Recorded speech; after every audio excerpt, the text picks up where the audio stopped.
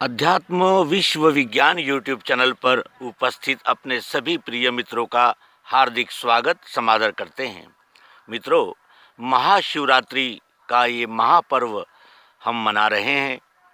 भोलेनाथ,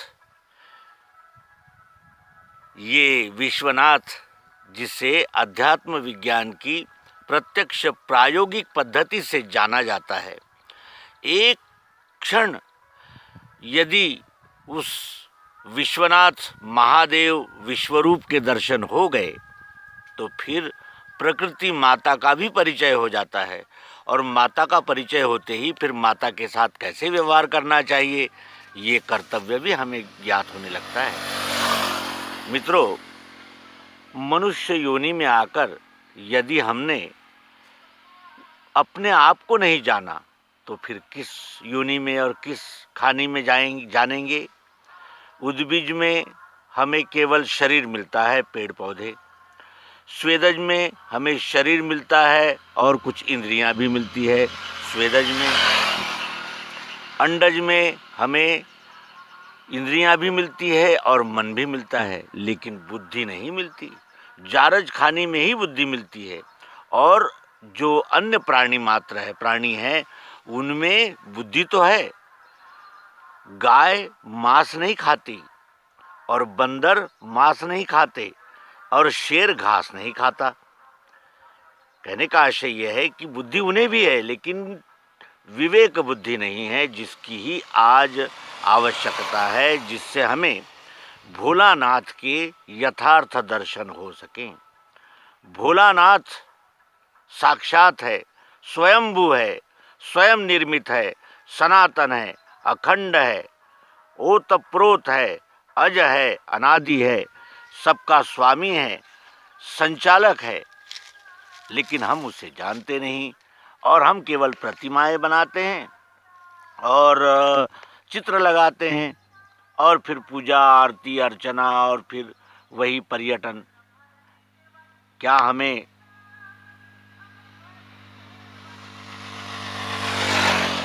विश्व विधाता का दर्शन हुआ है? वही है महादेव, सभी देव, जिसमें आते हैं, रहते हैं और फिर लय को प्राप्त करते हैं। ये सारी सृष्टि जिसमें से बनती है, रहती है और लय को प्राप्त करती है, वो विश्वनाथ, उसका दर्शन करना ही इस महाशिवरात्रि पर्व का महत्व होगा। महान शिवरात्रि तब होती है जब हम इस विराट का प्रायोगिक पद्धति से, अध्यात्म विज्ञान तत्व दर्शन के पद्धति से, यानी जिसे कहते हैं कि विज्ञान से जानते हैं, दर्शन करते हैं। शंका समाधान के इस सत्र में यदृच्छा का हम स्पष्टीकरण करेंगे। यदृच्छा होती क्या है? यदृच्छा होती है जो, यानी जिसे कहते हैं कि विश्वरूप परमात्मा हमसे कराना चाहता है। यंत्रारूढ़ानी मायया, जिस तरह यंत्र पे बैठा हुआ व्यक्ति यंत्र ले जाए वैसे जाता है, उसी तरह इस विश्व का हर प्राणी मेरे आदेश, मेरे संकेत से बंधा हुआ है। ऐसा भगवान श्री कृष्ण जी विश्व भूमिका से कहते हैं। इस विश्व के ही नियम कानून में हम सब बंधे हैं, इसमें कोई परिवर्तन नहीं कर सकता।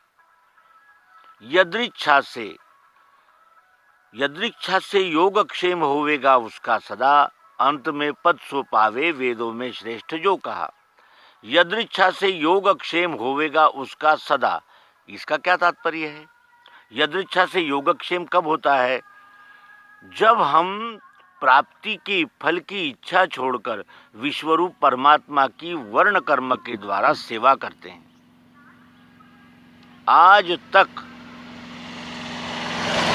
ऐसा कभी देखने में नहीं आया कि जो सेवा करता है उसे उसका मुआवजा न मिला हो। अच्छे कर्म का अच्छा फल, बुरे कर्म का बुरा फल, ये तो मिलता ही है, ये तो बिल्कुल निश्चित है। लेकिन यदृच्छा पर निष्ठा रखकर कि विश्वरूप ही विधाता है और विश्व का हर निर्णय स्वीकारते हुए, स्वीकारना तो पड़ता है, स्वीकारना पढ़ना और स्वीकारना इसमें अंतर होता है। एक कैदी भी जेल में जाता है और एक जेलर भी जाता है, लेकिन दोनों की भूमिकाओं में अंतर होता है। वही अंतर इस यदृच्छा में है। यदृच्छा से योगक्षेम होवेगा उसका सदा, जो इस विश्वरूप परमात्मा की निरपेक्ष और समर्पित भाव से सेवा करेगा, फलाशक्ति छोड़कर और कर्तृत्व का अभिमान छोड़कर विश्वनाथ, विश्वात्मा, विश्वरूप, विधाता की सेवा में जो लग गया, वो उसको योगक्षेम द्वारा उसका चरितार्थ होता है और अंत में वेदों में जो सर्वश्रेष्ठ पद कहा है तत्वम असि, उसकी प्राप्ति हो जाती है। तो यदृच्छा इस शब्द की व्याख्या के लिए हम समझते हैं कि हमारे मित्रगण समझे होंगे। और सर्वांग योग मालिका जो आपके प्रोत्साहन और प्रेरणा से सतत जारी है, उसमें आप सभी का हम हार्दिक स्वागत करते हैं और सभी को इस ज्ञान, विज्ञान और अध्यात्म के क्षेत्र में आने का आह्वान देते हैं।